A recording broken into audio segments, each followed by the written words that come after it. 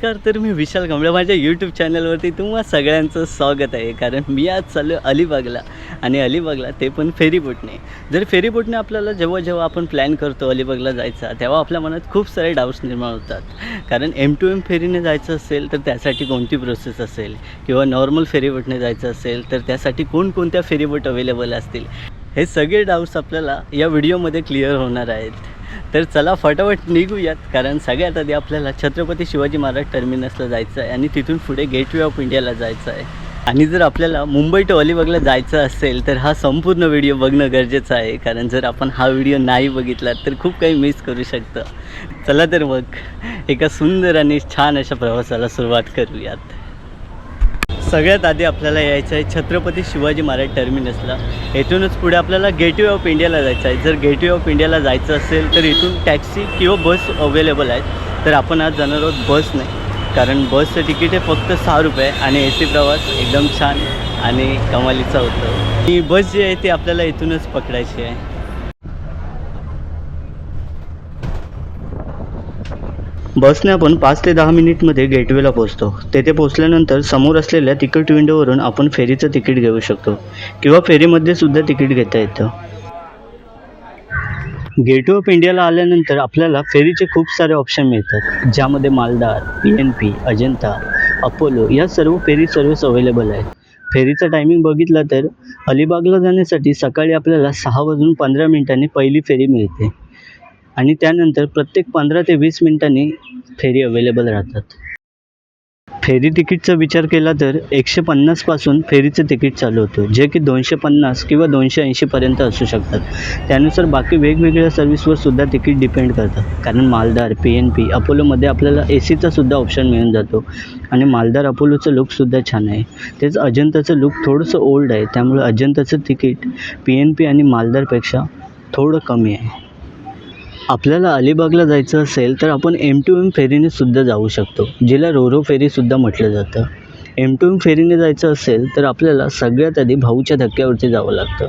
भाऊचा धक्का मस्जिद बंदर स्टेशनपासून 2 ते 3 किलोमीटर अंतरावरती आहे.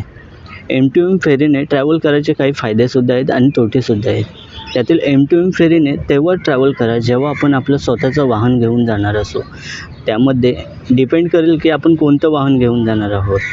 जर आपण 4 व्हीलर घेऊन जाणार असो तर आपल्याला 1050 रुपये चार्जेस द्यावं लागतात आणि आपण 2 व्हीलर घेऊन जाणार असो तर आपल्याला 210 रुपये चार्जेस द्यावा लागतो आणि आपण सायकल घेऊन जाणार असो तर आपल्याला 110 रुपये चार्जेस द्यावा लागतो आणि आपण पर पॅसेंजर आपल्याला 390 रुपये चार्जेस भरावे लागतात. आणि आपण जर पाळीव प्राणी घेऊन बरोबर जाणार असो तर आपल्याला 310 रुपये भरावे लागतात. बस असेल तर 4500 चार्जेस द्यावा लागतो. आणि याहूनही सर्वात महत्त्वाचं काही असेल तर ते म्हणजे आपण जर आपली गाडी घेऊन जाणार असू तरच M2M फेरीने जा, नाहीतर मांडवावरून अलिबागला जाण्यासाठी आपल्याला वेगळी गाडी अरेंज करावी लागेल. आणि तेच आपण जर गेटवे ऑफ इंडियावरून मालदार, PNP किंवा अजंताने गेलो तर आपल्याला त्यांच्याकडूनच बस सर्व्हिस मिळून जाते, जी की मांडवा ते अलिबागपर्यंत असते आणि त्यासाठी आपल्याला वेगळं तिकीट द्यावं लागत नाही. फेरीचं तिकीटमध्येच बसचं तिकीटसुद्धा इन्क्लूड असतं.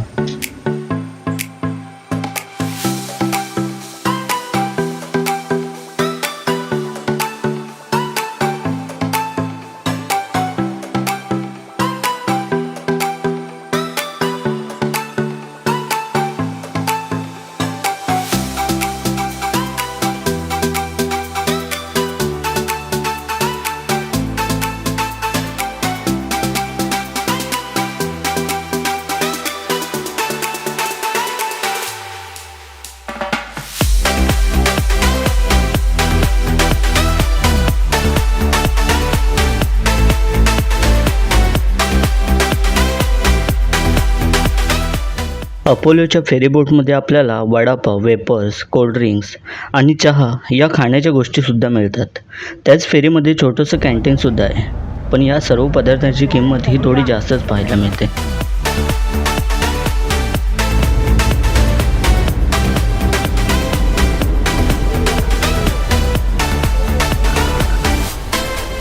जवळजवळ 1 तासाच्या प्रवासाचा आनंद घेत आपण येऊन पोचतो ते म्हणजेच मांडवाला. तर 1 तासाच्या प्रवासानंतर आता आम्ही आलो आहे मांडवा जेटीवरती. इथून आपल्याला त्यांच्या थ्रू बस असते, तर ती बस पकडण्यासाठी एवढी सगळी जी घाई आहे ती बस पकडण्यासाठी. कारण ती जर बस सुटली तर मग स्वतःच्या खर्चातून जावं लागेल, जो खर्च जास्त असेल. त्याच्यामुळे आपण जर फ्रीमध्ये त्यांच्या इन्क्लुडेड बस आहे तर बसने जायला काय हरकत नाही. बघूया बस कुठे आहे. गर्दी आहे.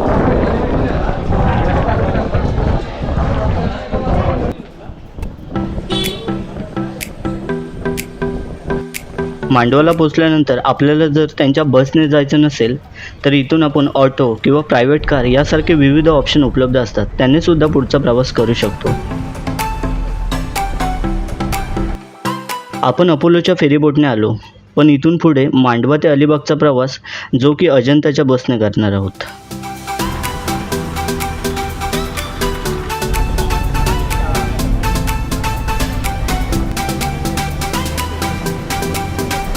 अशा सुंदर आणि कमालीच्या सूर्यास्तासोबतच आजचा आपल्या प्रवासाचा सुद्धा शेवट करतोय.